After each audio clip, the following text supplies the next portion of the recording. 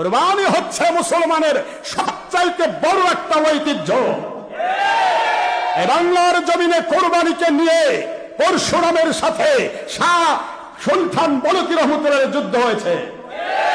এই বাংলার জমিনে গরু কুরবানিকে নিয়ে সেই সিলেটের গৌরব গোবিন্দের সাথে হযরতে আল্লাহর ওলি জালালউদ্দিন কি বলেন শাহ জালাল রহমতুল্লাহি আলাই, শাহ পরান রহমতুল্লাহ মামা ভাগনা দুইজন, তাদের যুদ্ধ হয়েছে গরু কুরবানিকে কেন্দ্র করে। আর সেই গরুর কুরবানি ওয়াজিবকে তোরা মনোফল বানিয়ে দিচ্ছিস শুধুমাত্র ইহুদি নাসারা মুশরিকদের টাকা খাওয়ার আশায়। ডান নম্বর দেড় বাটারি বংশীরা